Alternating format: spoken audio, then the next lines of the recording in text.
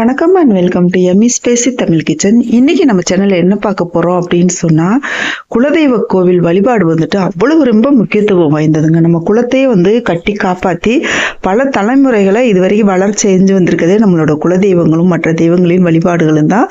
அதனால பாருங்க, அந்த குலதெய்வ வழிபாடு ரொம்ப ரொம்ப முக்கியம். ஒவ்வொரு மனுஷனுக்கும் பார்த்தோம் அப்படின்னு சொன்னா, அவனோட வெற்றிகள் கிடைக்கிறதுக்கு காரணமா இருந்தவங்க, அவனோட வாழ்க்கையில நல்லது நடக்கிறதுக்கு காரணமா இருந்தவங்க நம்மளோட குலதெய்வங்களா தான் இருப்பாங்க.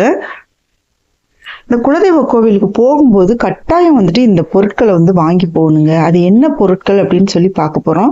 இது அதிக விலை கொடுத்து நீங்க வாங்க தேவையில்லை. ரொம்ப ரொம்ப சுலபமா வாங்கி போகக்கூடியதுதான்.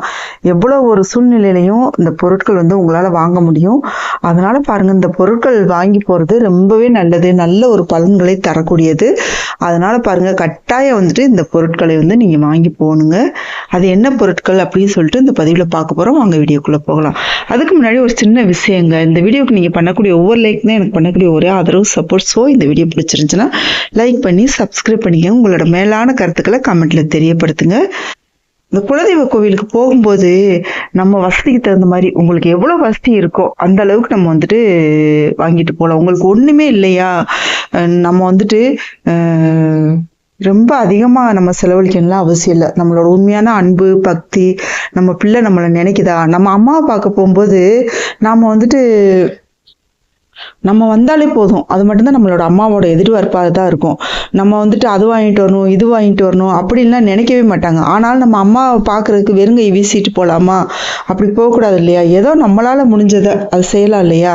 அந்த பொருட்கள் எல்லாமே தெய்வங்கள்கிட்ட இருந்தா வருது. நம்ம எதையுமே தனியா உருவாக்க போறது கிடையாது. ஆனாலுமே நம்ம போகும்போது இந்த பொருட்கள் கட்டாயம் வாங்கிட்டு போகணுங்க. அது என்ன அப்படின்னு சொன்னா, சந்தனம். இந்த சந்தனம் குலதெய்வத்துக்கு, எந்த ஒரு குலதெய்வமா இருந்தாலும் சரி, இந்த சந்தனம் ரொம்ப ரொம்ப உகந்ததுங்க.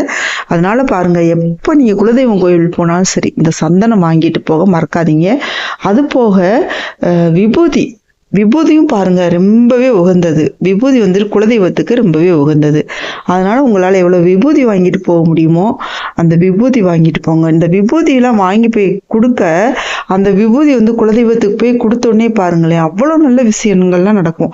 அந்த விபூதி, நம்ம குலதெய்வத்துக்கு கொடுத்துருக்கக்கூடிய விபூதி மற்றவர்களையும் பூசும் போது, மற்றவர்களோட கஷ்டங்கள் தீரும் போதும் உங்களோட கஷ்டங்கள் பல மடங்கு தீரும். அவ்வளவு ஒரு சக்தி இந்த விபூதி வாங்கி போய் கொடுக்கறது குலதெய்வத்துக்கு. அடுத்து பாத்தீங்கன்னு சொன்னா, குங்குமம் வாங்கி போய் கொடுக்கறது உங்க குலத்தையே தலைக்க செய்யுங்க.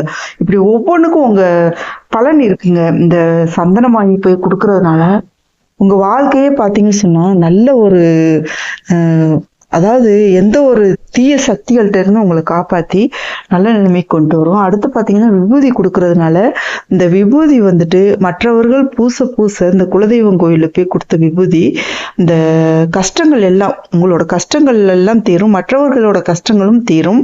அடுத்து குங்குமம் கொடுக்கறதுனால உங்களோட குலங்கள் தலைக்க செய்யும். அவ்வளவு ஒரு சக்தி இருக்கு இதுல.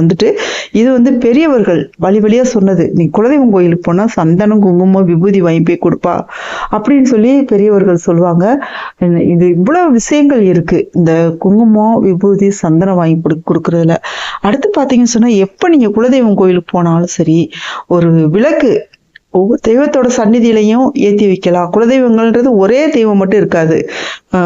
எத்தனை பல எண்ணிக்கையில இருக்கும். ஒரு கோவில்லையே எனக்கெல்லாம் பார்த்தோன்னு சொன்னா 21 தெய்வங்கள், குலதெய்வங்கள் ஒரே கோவில்ல தான் இருப்பாங்க. ஒவ்வொருத்தவங்களுக்கும் ஒரு பேர் இருக்கும். நம்மளால முடிஞ்சிச்சு அப்படின்னு சொன்னா ஒவ்வொரு தெய்வத்துக்கும் ஒரு விளக்கு ஏற்றி வச்சு நம்ம வழிபாடு பண்ணலாம். அப்படி இல்லை அப்படின்னு சொன்னா, பொதுவா பெரிய தெய்வம் இருப்பாங்க இல்லையா, தலைமை தெய்வம் இருப்பாங்க இல்லையா, அவங்களுக்கு ஒரு 2 விளக்கு, அகல் விளக்கு ஏற்றி வச்சு நம்ம வழிபாடு பண்ணிட்டு வரலாங்க. நீங்க இந்த கோவிலுக்கு போனீங்க அப்படின்னு சொன்னா கட்டாயம் உங்களால இந்த மட்டும் உங்களுக்கு சந்தனம் குங்குமம் விபூதி வாங்கி போற அளவுக்கு எப்படி யாருக்கா இருந்தாலும் அந்த சக்தி இருக்கும். அதை வாங்கிட்டு போங்க. இந்த வாங்கிட்டு போனீங்க அப்படின்னு சொன்னா வாழ்க்கை ரொம்ப ரொம்ப நல்ல நிலைமையில இருக்கும். உங்களை குலத்தையும் தலைக்க செய்யும். அப்படி ஒரு சக்தி இருக்கு அதுக்கு.